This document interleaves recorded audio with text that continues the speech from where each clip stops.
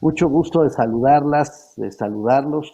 Bienvenidos a la FIL 2020 para esta mesa que es particular, una mesa muy relevante, creo yo, porque se preguntará cuáles deben ser las medidas estructurales para el desarrollo de la ciencia que requiere nuestro país.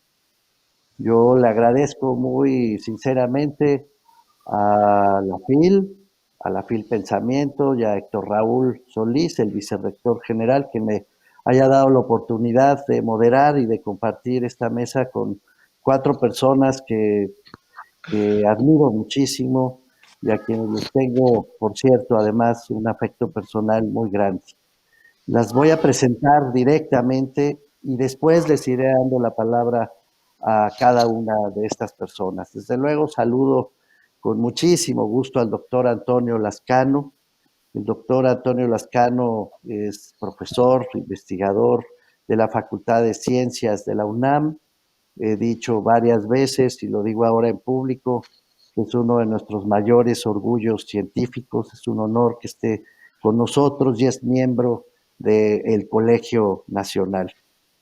Está con nosotros la doctora Lourdes Morales, compañera, colega, coordinadora general de la Red por la Rendición de Cuentas y profesora asociada del CIDE.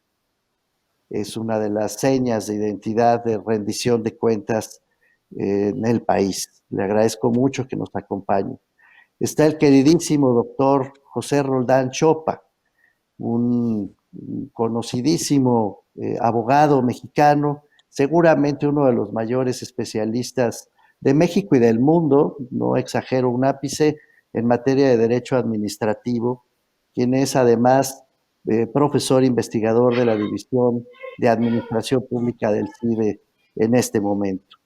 Y está nuestra muy querida amiga y colega, la doctora Lore Ruano, una gran internacionalista, directora que fue de la División de Estudios Internacionales del CIDE, es profesora e investigadora también de esa institución, y a mucha honra, lo digo, es nuestra secretaria general del Sindicato del Personal Académico del CIDE, y en su calidad de secretaria general de ese sindicato, además ha representado a los sindicatos del ramo 38 y ha hecho un gran papel defendiendo los derechos laborales de los académicos de nuestro país.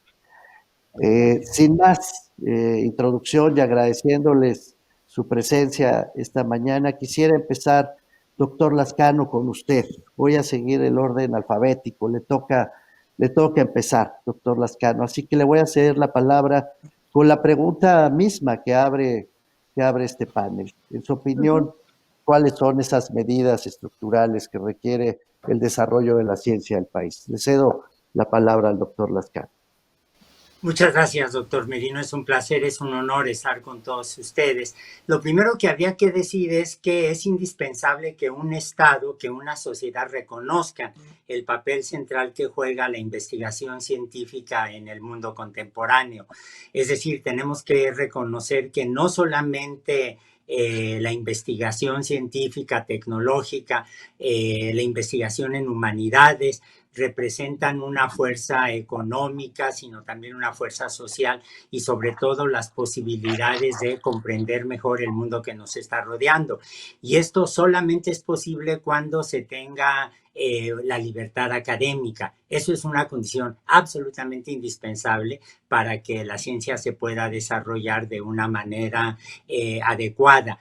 ¿Qué significa tener una libertad académica? Bueno, significa desde luego que haya una visión de la ciencia que no dependa de los vaivenes sexenales, una visión en términos del apoyo del Estado, en términos económicos, en términos administrativos, para que no estemos dependiendo de los caprichos de el gobernante en turno o de la incapacidad para darse cuenta que los tiempos de la investigación no necesariamente son los tiempos políticos. Tenemos ejemplos muy dramáticos de ello. Por ejemplo, si quiero desarrollar una política adecuada de investigación en torno a los efectos del cambio climático o a la preservación de la diversidad biológica, esto no puede depender de decisiones sexenales, sino que tiene que trascender esa situación. Si tengo que enfrentar una emergencia sanitaria como ocurre ahora con el COVID, evidentemente tengo que tener la flexibilidad y tengo que tener la capacidad para poder concentrar los recursos humanos, los recursos materiales, la infraestructura, para tratar de investigar de tiempo completo este tipo de situaciones. Entonces, yo diría que de entrada esos son dos condiciones no independientes, pero sí esenciales. Creo que algo que se tiene que evitar, reconociendo que todos los investigadores, que todas las científicas tenemos preferencias ideológicas, tenemos una actitud política a veces no necesariamente visible, pero yo creo que esto en lo que no se puede traducir es una visión ideologizada del quehacer científico. ¿Por qué menciono estos puntos como esenciales? Bueno, porque en función de ellos uno puede desarrollar ya políticas concretas, como por ejemplo una política de igualdad que permita que todas las personas, independientemente de su género, independientemente de sus orígenes, puedan acceder a una carrera científica y acceder a los beneficios de la ciencia, porque eso implica que tendré que desarrollar una política de descentralización que sea efectiva, cosa que en el caso mexicano carga con el peso de 500 años de concentración de poder político, social y económico en la Ciudad de México, y desde luego significa darnos cuenta que paralelamente a la investigación científica tiene que ir la docencia a todos niveles y la divulgación de la ciencia, que finalmente significa, como alguna vez lo dijo Carl Sagan, un hecho de democratización de la cultura. Muchísimas gracias, doctor, por esta primera intervención. Le voy a rogar ahora que haga su primera intervención la doctora Morales. Gracias, muy buenos días a todos y agradezco a los organizadores de la FIL esta invitación y a los reconocidos integrantes de este panel. A ver, me parece que es importante para poder analizar cuáles son las medidas que se deben de tomar, qué es lo que ha pasado en esta administración con la ciencia y la tecnología. Y hay 5 cuestiones en línea con lo que acaba de exponer el doctor Lascano que son sumamente preocupantes y que afectan el futuro del desarrollo científico y tecnológico en el país. El primero, que obviamente en particular vivimos con mucho pesar, es esta decisión sin evidencia suficiente de extinguir los 109 fideicomisos, de los cuales 65 estaban vinculados a ciencia y tecnología y que equivalen a 22,000 millones de pesos, y 25 a los centros públicos de investigación, que era un monto pues no muy significativo en términos del presupuesto anual, pero sí muy importante para las labores sustantivas de los centros públicos, que era por 6,020 millones de pesos. Esta decisión se tomó sin tomar en consideración que no había denuncias penales en contra de estos fideicomisos, que había observaciones en el caso de los fideicomisos del CONACYT por parte de la Auditoría Superior de la Federación, pero que habían sido atendidas, y que no había observaciones y sí, en cambio, formas de rendición de cuentas, de transparencia, de fiscalización que hacían que cumplieran con estándares óptimos de operación. Se tomó esta decisión pensando que se obtendrían 68,400 millones de pesos, lo cual se está ahorita viendo que es mucho más complicado y que además pues daña el futuro del quehacer científico de estos centros. Lo segundo es la estigmatización desde el discurso público a quienes formamos parte del sector de ciencia y tecnología, en donde pues se ha llamado ladrones, se ha llamado corruptos a quienes hemos tratado de defender estas herramientas. Esto va en línea con el contexto en el cual se desarrollan estos espacios de comunicación que se han presumido como espacios de comunicación directa con la ciudadanía, cuando una organización que se articula 19 ha verificado que en un año 15,000 afirmaciones que se hicieron desde la Presidencia de la República no pudieron ser verificadas porque eran falsas o porque no había evidencia. Lo tercero son las declaraciones públicas patrimoniales, algo que nos afecta personalmente porque fuimos quienes promovimos la base normativa del Sistema Nacional Anticorrupción y que dijimos desde el principio que estas herramientas eran solo coadyuvantes para detectar posibles casos de enriquecimiento ilícito y que ahora se han utilizado para homologar los criterios a quienes formamos parte del sector académico de los centros públicos de investigación, ojo, no de otros sectores académicos que cuentan con autonomía y que pueden atentar contra la autonomía y los parámetros con los cuales somos evaluados los profesores. Entonces, hemos interpuesto recursos, hemos tratado de que haya una definición sobre la salvaguarda de los derechos laborales de los académicos y no hemos recibido respuesta. Lo cuarto es el presupuesto. Desde siempre la Ley de Ciencia y Tecnología establece que al menos se debe de dar el 1% del presupuesto interno bruto y esto no se ha cumplido. Desde el 2020 se aprobó lo ínfimo comparado con el 1%, es decir, de los 246,000 millones de pesos que se tenían que aprobar, solo se acordó al CONACYT 25,658 millones de pesos y esto sigue. Y es alarmante que en los proyectos de Ley General de Educación Superior y la Ley de Ciencia y Tecnología no está la parte presupuestaria. Y finalmente, y esto tiene que ver con lo que acaba de decir el doctor Lascano, estamos en un escenario en donde hay una pérdida de interlocución con el sector académico, sobre todo con las instancias que tienen la legitimidad de tener esta interlocución. Hablo de Prociencia y hablo del Foro Consultivo Científico y Tecnológico, en donde el último episodio que se vivió fue que les cortaron el presupuesto, violando con lo que establece la ley, y que llevó a la presidenta Julia Tagueña a presentar su renuncia antes del tiempo para el que fue electa.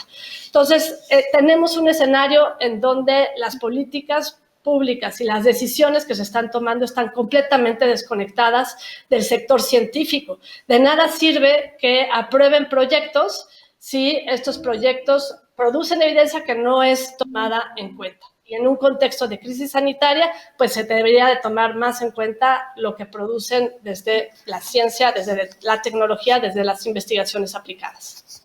Gracias, doctora Morán. Le voy a ceder ahora la palabra al doctor Roldán para que haga su primera intervención, por favor. Muchas gracias, doctor Merino, y por supuesto a la FIL por esta invitación, esta oportunidad. Me gustaría abundar un poco más en el contexto de las libertades para la investigación científica, considerando que en la medida en que podamos definir de mejor manera ¿a qué nos referimos cuando hablamos del derecho al desarrollo de la investigación y por tanto a los espacios que desde la academia se tienen institucionalmente? Podríamos establecer del otro lado cuáles son aquellas funciones que tiene el Estado respecto de este derecho. Y una primera cuestión que tiene que apreciarse como una cuestión estructural es que la investigación científica forma parte, en el contexto constitucional mexicano, de una libertad. ¿Y qué significa esto de entender a la investigación científica como una libertad? Primero, que tiene que ver con una elección de quienes, quienes estamos aquí presentes, hemos tomado una decisión de vida de dedicarnos a la academia, de investigar aquellas cuestiones que partan de la propia decisión de orientarnos o de encargarnos de algún ámbito de esto que en términos generales llamamos ciencia. Ahora, esto no significa que tengamos aquí una decisión personal, caprichosa, respecto de la cual podamos hacer cualquier cosa con nuestro tiempo o con nuestra orientación de investigación, sino que en la medida en que la ciencia forma parte de un ámbito de la actividad humana que se desarrolla de acuerdo con ciertos métodos, que se tiene un conjunto de comunidades científicas, pero que también requiere de un espacio con determinadas características para que pueda llevarse a cabo la innovación, para que se lleven a cabo las confrontaciones con distintas formas de entender la ciencia. Entonces se requiere de un hábitat, se requiere de un contexto en donde el Estado tiene que garantizar que precisamente se respete ese contexto, ese hábitat, en el cual es posible que las comunidades científicas, que las instituciones que hacen investigación, respeten esa libertad y, por tanto, si existen ideas en relación con que el derecho a la investigación científica solamente puede desarrollarse en ciertos temas acotados, listados de un catálogo, me parece que por una parte es no entender cuál es el contexto en el que se desarrolla la ciencia, y por otra parte, por supuesto, se limita y se acotaría indebidamente esto que es constitucionalmente un derecho, y que es una libertad. Ahí yo creo que tendríamos que ver una parte, y simplemente anoto esto que podrá ser motivo de otra intervención, y por tanto, ¿cuál es la función que el Estado tiene respecto de estas libertades y estos derechos? Por una parte, tiene que respetar esos derechos, y por supuesto, esto significa que es indebida una limitación, que es indebida una intromisión en esta libertad, que por el contrario tendría que establecer el contexto de desarrollo de estas libertades y el contexto de apoyo de esta investigación científica. Otra cuestión, y simplemente esto lo anoto, son aquellas políticas que podría establecer para fomentar ciertos aspectos que pudieran ser interesantes o relevantes para el desarrollo nacional, pero que aún en esto hay que tener cuidado en cuál es la forma de intervención y de expresión de esto que podríamos llamar la política de investigación científica. Y ahí terminaría mi primera participación. Muchas gracias. Muchísimas gracias, doctor Roldán. Le cedo ahora la palabra a la doctora Ruano, por favor. Muchísimas gracias, doctor Merino. Es un placer para mí una vez más estar en la FIL de Guadalajara, donde he tenido el gusto de participar durante muchos años. Así que agradezco a la FIL y agradezco también a la Universidad de Guadalajara por organizar este panel, porque es un tema muy importante. Yo me referiría a 3 puntos en cuanto a cuáles son las medidas estructurales para el desarrollo de la ciencia. Yo creo que el sector científico requiere tener reglas claras y que no sean cambiantes de la noche a la mañana. En ese sentido, ya lo dijo el doctor Lascano, se necesita una política de Estado que vaya más allá de las lógicas políticas sexenales o incluso de 3 años o incluso del presupuesto anual que nos marca Hacienda. Me parece que es muy importante tener una política de Estado. Y en ese sentido, pues algunas de las medidas que se habían construyendo con mucho trabajo, como fueron los fideicomisos, se buscaba justamente tener esa, digamos, visión de largo aliento, asegurar por lo menos cierto tipo de financiamientos y ciertos tipos de prácticas y que no estuvieran sujetos a los caprichos de la política y al vaivén de las elecciones. Y eso me parece que es un primer punto, la claridad en las reglas. Un segundo punto, que también ya lo han mencionado tanto la doctora Morales como el doctor Lascano, es el del financiamiento. Sin recursos no va a llegar muy lejos el país. Nunca se ha cumplido la meta que tenemos del 1%, pero es que estamos muy, muy, muy lejos de esa meta. O sea, no se ha llegado ni siquiera al 0.4% del presupuesto total. Y esto va en disminución. Con la desaparición de los fideicomisos en este año, se ha reducido a la mitad el presupuesto, digamos, al que se tenía acceso en el sector, porque los fideicomisos representaban más o menos el doble de lo que ahora se está asignando al CONACYT y los centros públicos de investigación. Entonces, sin recursos y sin reglas claras, me parece que el sector está en muchas dificultades. Y aquí nuevamente, pues se trata de tener una política de Estado en donde se reconozca que es algo que va en beneficio de la sociedad más allá del propio Estado, más allá del beneficio electoral inmediato o de incluso recaudador.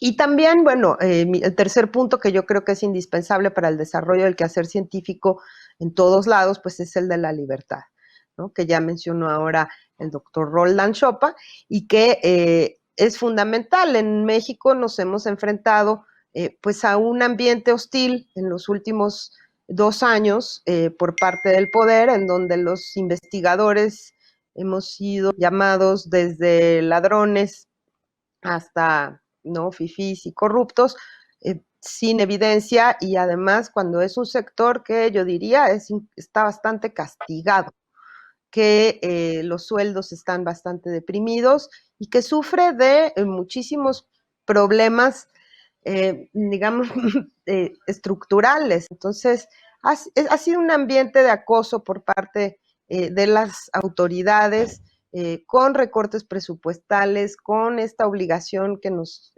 impusieron a los trabajadores de los centros públicos de investigación de hacer la declaración patrimonial, como si fuéramos parte de la burocracia centralizada, que no somos, y que muchos sentimos que es una amenaza nuestra de cátedra y de expresión. Me parece que estos 3 elementos, reglas claras, presupuesto y libertad, son esenciales para el desarrollo de una política científica, y desafortunadamente lo que estamos viendo es que estos 3 factores están siendo pues mermados de manera muy severa. Me preocupa además, y me gustaría cerrar diciendo que la ciencia no se desarrolla solo a nivel nacional, sino que competimos, ¿no? Y también colaboramos con el mundo, que no se va a parar a detener, a esperarnos, a ver si en México nos ponemos de acuerdo. Gracias, Lorena. Ruano, me llama la atención en esta primera ronda de intervenciones, les confieso que los problemas a los que aluden son los problemas del presente, del régimen actual. Es decir, se han usado incluso palabras fuertes, ¿no? La ideologización, decía el doctor Lascano, que debe evitarse, y coincido plenamente, a toda costa en la investigación científica. La estigmatización, decía la doctora Morales, el control y la pérdida de libertad, el doctor Roldán, e incluso acoso, mencionó la doctora Ruano. Es interesante, lo pongo ahora sobre la mesa para preguntarles, ¿estos problemas a todas luces obedecen a las decisiones que se han venido tomando en fechas recientes, incluyendo las de la extinción de fideicomisos y la reducción de los recursos destinados a la ciencia y la tecnología? Si no existieran, les invito a hacer este ejercicio, por lo menos con brevedad, si no existiera esta estigmatización, este acoso, este control, esta pérdida de libertad, ¿qué problemas tendríamos que resolver de todos modos en el desarrollo de la ciencia? ¿Podrían ustedes imaginarse qué problemas estaríamos o deberíamos enfrentar en vez de estar tratando de contener este conjunto de decisiones del gobierno federal? ¿Quiere alguno de ustedes empezar? ¿Yo? Por favor, doctora Ruano. Por supuesto que las cosas no eran color de rosa antes, lo que pasa es que últimamente se han puesto más difíciles, pero sí, yo creo que un primer problema que enfrenta la comunidad científica mexicana es el problema de la fuga de cerebros, porque justamente por la falta de presupuesto, que no es solo de esta administración, sino que viene de muchísimo atrás, porque los recortes los venimos sufriendo desde hace tiempo, tenemos un problema de fuga de cerebros muy grave. Se invierte en becas CONACYT para que mexicanos vayan a estudiar posgrados al extranjero o en México, y luego no se les da, no hay plazas para contratarlos, no hay dinero para que hagan investigación, no hay incentivos para que regresen a México a hacer su trabajo, y yo creo que ese es uno de los problemas fundamentales. Otro es el de la estabilidad laboral y los derechos laborales de los investigadores, toda la plan de los investigadores y de los que son profesores, porque se habló de docencia, todos esos profesores que viven en la precariedad porque son profesores de asignatura y que es gente muy valiosa, que hace un gran trabajo, pues no tiene ninguna estabilidad laboral, se le paga por honorarios y no tiene un contrato. Yo creo que la precarización el trabajo académico es un fenómeno que viene ocurriendo desde hace muchos años y que sería indispensable corregir. Gracias, doctora Ruano. ¿Alguien más sobre este tema? Si me permiten, quisiera agregar, desde luego que suscribo todo lo que han dicho mis colegas, en especial lo que acaba de decir la doctora Ruano, pero yo creo que aquí habría que agregar que si uno revisa la historia del país, que si bien es cierto que ya con la institucionalización de los gobiernos luego de la revolución se desarrollaron políticas culturales, esas políticas culturales no incluyeron a la ciencia. La ciencia en México en su etapa moderna nace gracias a la actitud de una serie de pioneros que mantuvieron, a pesar de lo complicado que fue continuar con su trabajo durante la revolución o en el periodo inmediatamente después de la revolución, en los institutos de salud, en los hospitales, en la universidad, etcétera. Pero eso en realidad no lleva a una política científica general, sino hasta hace unos 50 años. Y en estos últimos 50 años, si se me permite ponerlo en esos términos, han ocurrido dos cosas que son importantes. A nivel nacional, ha ocurrido de nueva cuenta esta falta de continuidad que no permite que un proyecto transeccional pueda continuar. Hay algunos ejemplos, no muchos, de cómo esto se logró, pero no demasiados. Y en segundo lugar, a nivel internacional, ocurrió un fenómeno que es extraordinariamente preocupante. Y no sé si se ve en las humanidades, pero en las ciencias sociales, pero en las ciencias naturales y exactas muy claramente. Y es que la ciencia dejó de ser una aventura intelectual generosa, movida por la curiosidad de la mente humana, etcétera, para convertirse en una actividad con una organización empresarial. Y esta organización empresarial ha dificultado cada vez más la incorporación de los científicos jóvenes en otros países a puestos permanentes. En el caso de México, esto ha alcanzado niveles absolutamente extraordinarios, dramáticos, diría yo, porque como bien señalaba la doctora Ruano, se da una situación de desempleo, se da una situación de precarización de los salarios, pero no afecta de manera homogénea a todos. Por ejemplo, para las mujeres es evidente que es más difícil ascender en las escalas de evaluación del Sistema Nacional de Investigadores por el tiempo perfectamente legítimo que a veces requiere la maternidad, porque no siempre se tienen las condiciones para que los hijos puedan ser educados, criados sin que la madre esté ejerciendo una supervisión constante, porque hay una división del trabajo al interior de las familias que es perfectamente evidente. Entonces, estas situaciones no afectan de manera pareja. Eso se puede ver muy bien en el número de mujeres, por ejemplo, que llegan al nivel 3 del SNI comparadas con las que entran al nivel de candidatas o al nivel 1 del Sistema Nacional de Investigadores, por un lado. Y por otro lado, hay que recordar el caso más reciente del régimen anterior con licenciado Peña Nieto como presidente fue cuando en el 2017 hubo un recorte de un 25% en el presupuesto a la ciencia, que afectó sobre todo becas y una serie de proyectos. Los jóvenes siguen siendo uno de los grupos más lastimados cuando nosotros pensamos en la búsqueda de un desarrollo armónico de la ciencia.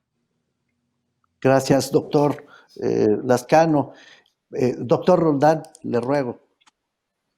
Muchas gracias. Me parece que la pregunta, doctor Merino, es muy pertinente porque nos permite establecer también esta visión a largo plazo y, por supuesto, no quedarnos en algo que es mucho más inmediato.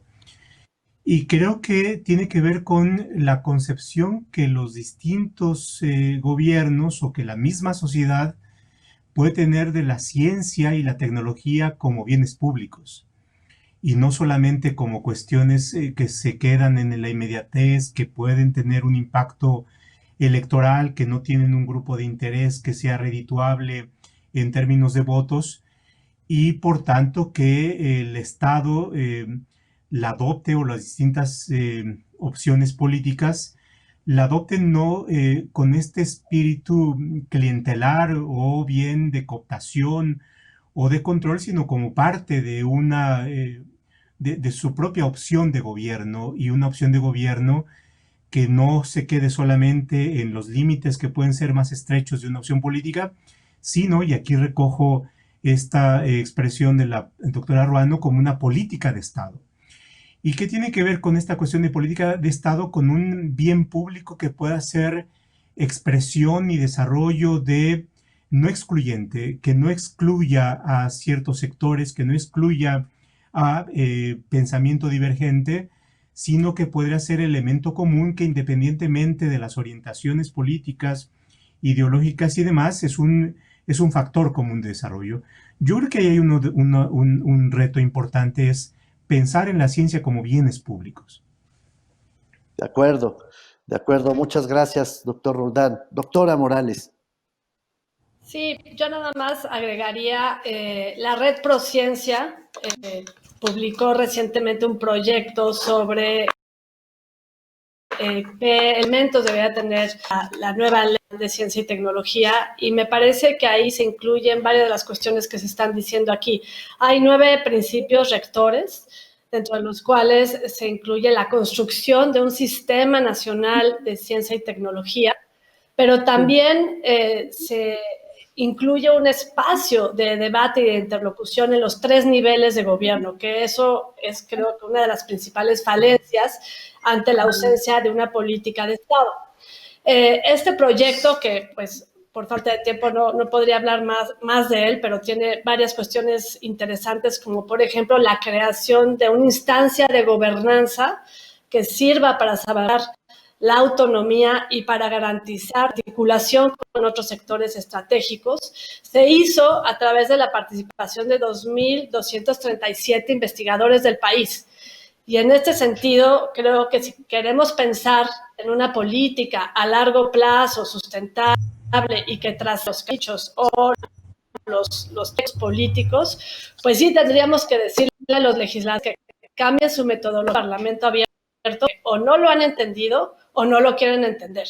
Para ellos, Parlamento Abierto es un foro donde van los pocos que quieren, o si acaso los 2 que ya sabemos que están convencidos de que tienen que tener un debate, y después terminan legislando a modo sin tomar en consideración las opiniones emitidas. Es un trámite, como un trámite de ventanilla.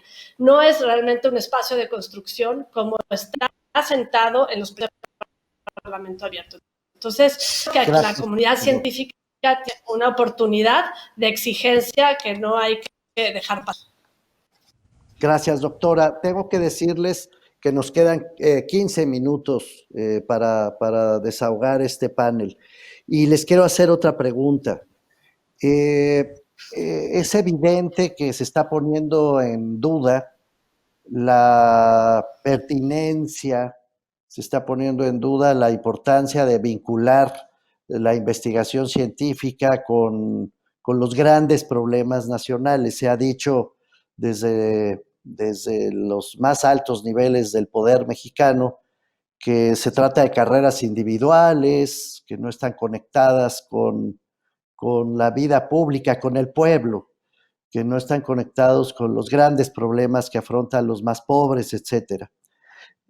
¿Cómo debería reaccionar la comunidad científica frente a esta idea que le reclama justificarse ante los grandes problemas del país y de otro lado justificar el dinero que exige su funcionamiento ante la enorme caudal de pobreza y ante la pérdida de recursos derivada de la propia pandemia?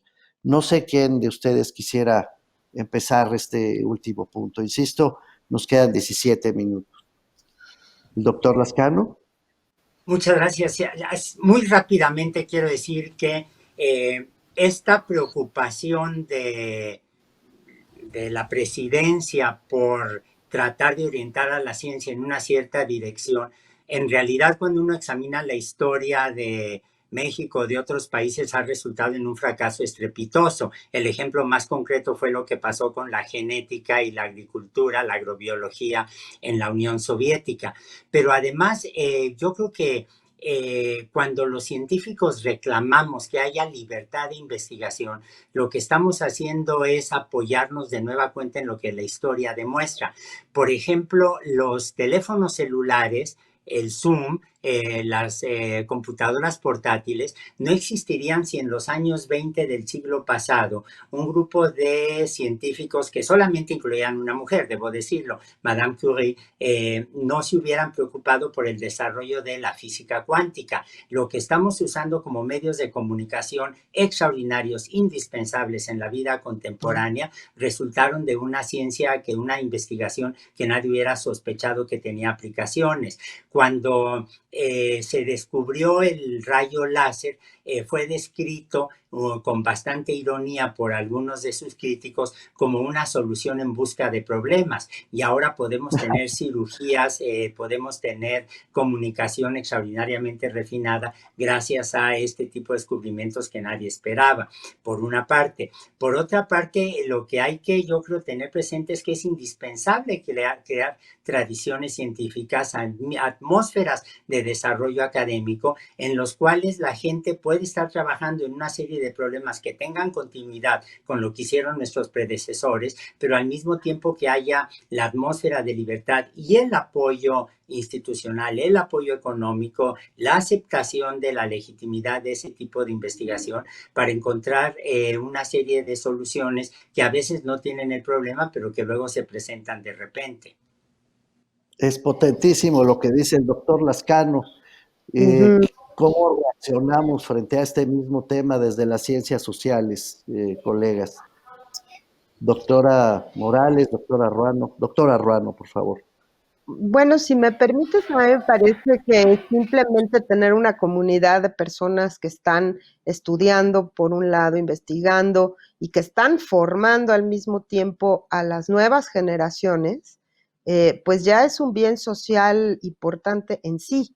El hacer, o sea, normalmente quienes trabajamos haciendo investigación también somos profesores en la educación superior y también tendemos a hacer divulgación de la ciencia, queremos que se presente nuestro libro, que se discutan nuestros temas y eso es un bien público que no podemos dejar tirado, o sea, porque si no lo fomenta el Estado mexicano, entonces vamos a dejar esos temas, por ejemplo, de ciencias sociales, solamente en manos del sector privado o de investigadores extranjeros que van a venir a estudiar, por ejemplo, cómo manejamos en México la pandemia. A mí me parece que la pandemia ha dejado muy claro cuál es el beneficio de la ciencia para la sociedad. Y aquellas sociedades que tienen un capital importante invertido en investigación son las que están logrando pues sacar la vacuna a tiempo, dar el consejo sanitario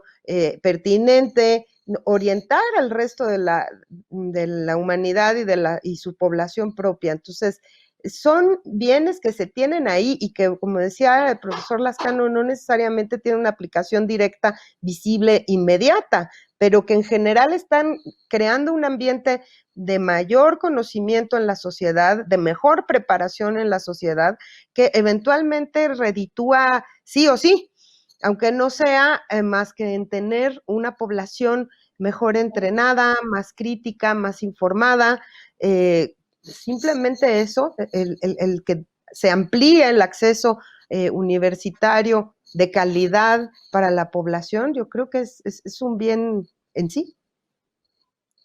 Muchas gracias, doctora Ruano. Doctor Roldán, ¿quiere usted añadir esto, algo más Sí, yo desde el creo que, a derecho? ver, me parece que el punto es interesante, es decir, yo estoy de acuerdo en que el conocimiento sea útil y por supuesto que tenga un impacto en la solución o en el mejoramiento de las condiciones de vida. La cuestión está en el cómo, y yo creo que ahí está una de las claves importantes, y me parece que no está en la predeterminación de aquellos temas que tienen que o deben de estudiarse, sino en cómo a partir de distinto tipo de conocimientos, del ejercicio de libertades, de las propias exploraciones que hayan en los distintos campos, cómo hay una convocatoria a generar inteligencia institucional para enfrentar ciertos problemas. Y me parece que ahí está la clave de las políticas, más que de las ocataciones o de las limitaciones que hay. Y bueno, yo creo que lo que hemos hecho, por ejemplo, en programas como el de rendición de cuentas, es la convocatoria de distintas especialidades, de distintos abordamientos para enfrentar problemas. Así es, doctor Roldán, muchas gracias. ¿Y cómo, perdón, doctora Morales, no sé si quiere añadir algo sobre este tema? Sí, yo nada más diría, ¿cómo reaccionar? Pues con tres cosas. Primero, con convicción, no estamos en Noruega, sobre todo los que nos dedicamos a ciencias sociales, tenemos que estar conectados con los problemas públicos que nos afectan más.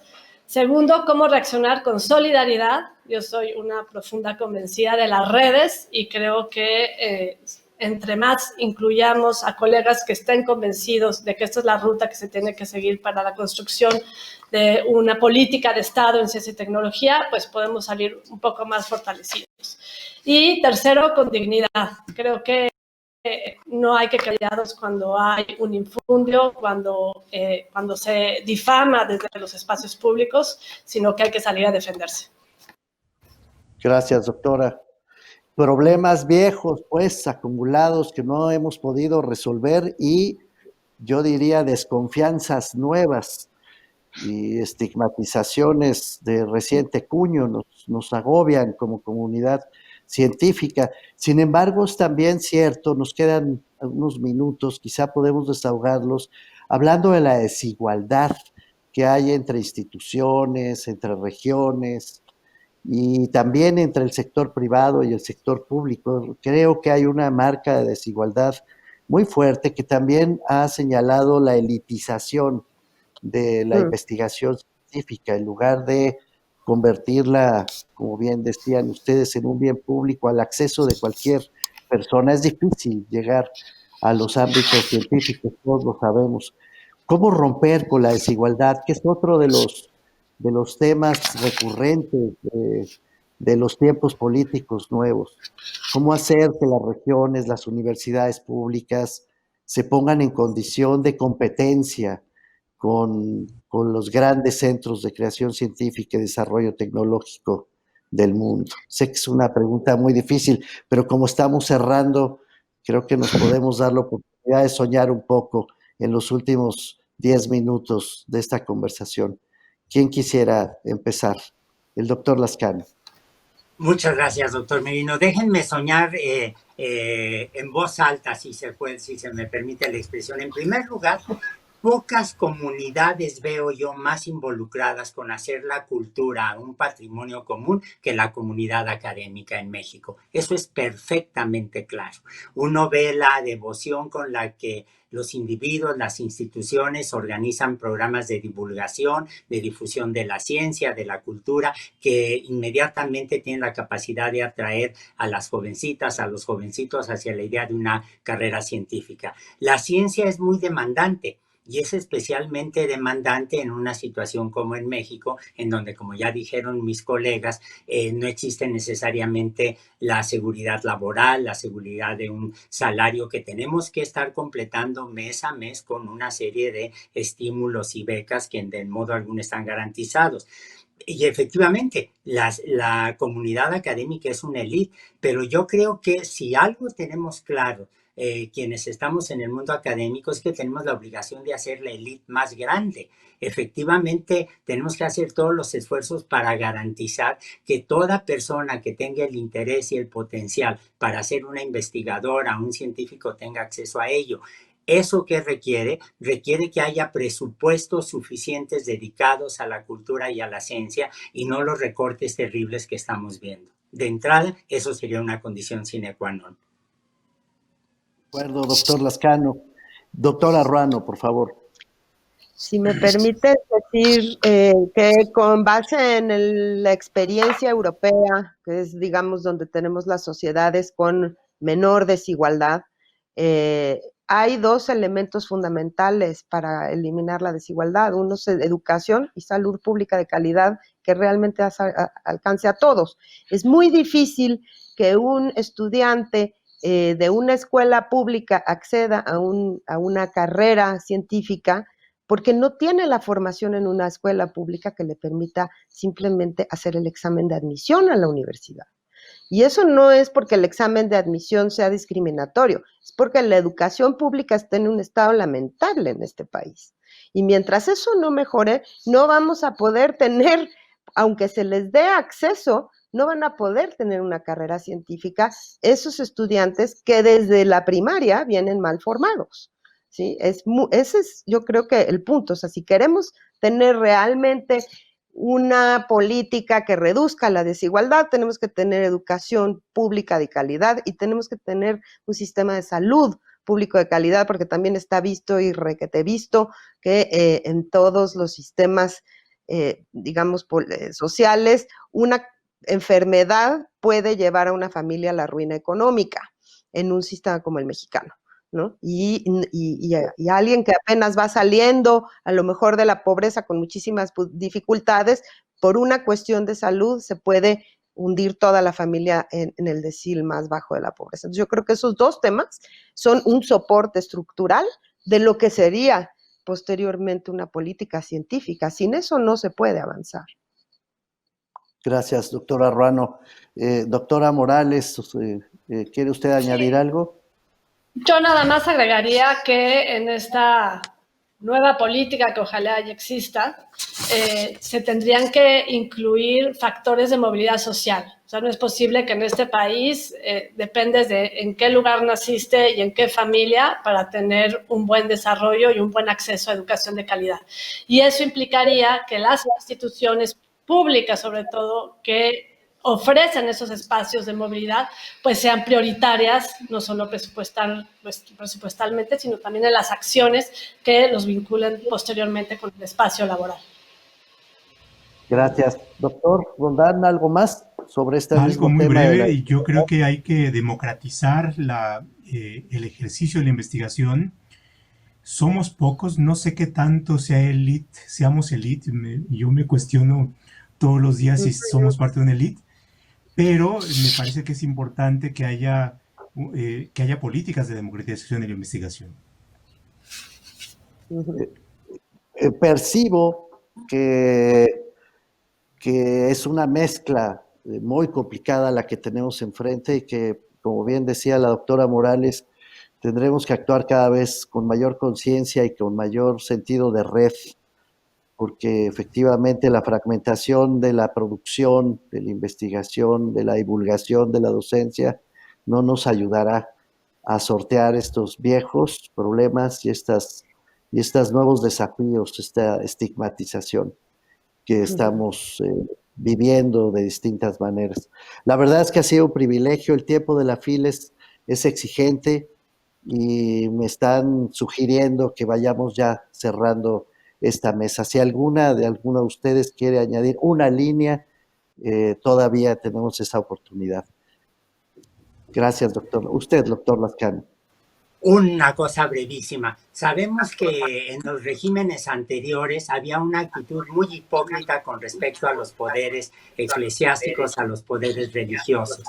Pero a mí me preocupa enormemente que paralelamente a la actitud antiintelectual que se expresa desde la presidencia, tengamos un debilitamiento cada vez mayor de la laicidad. A mí me parece vergonzoso lo que ocurrió en Tijuana hace unos meses, cuando el presidente en un acto público le cedió el podio para convertirlo en un púlpito, primero a un cura católico y después a un predicador protestante. La investigación científica solo se puede desarrollar en un ambiente de laicidad. Doctor Lazcano, muchas gracias. Doctora Ruano, una línea más. Pues a mí me parece que lo que estamos viviendo en México no es un fenómeno aislado, que es un fenómeno que estamos viendo en muchos otros lados, en donde desafortunadamente el pensamiento científico está siendo hecho a un lado, está siendo, digamos, relativizado. Y están surgiendo, bueno, entre el fake news y ese tipo de cuestiones, más un regreso de los fanatismos. Estamos en un periodo, digamos, de regreso de la Ilustración, y a mí eso me preocupa mucho. Colegas, muchísimas gracias. Ha sido de veras un privilegio. Gracias, ha sido de veras un privilegio en esta reunión, en este papel de la FIL Pensante. Hasta muy pronto. Gracias. Muy pronto. Gracias. Gracias. Gracias. Hello.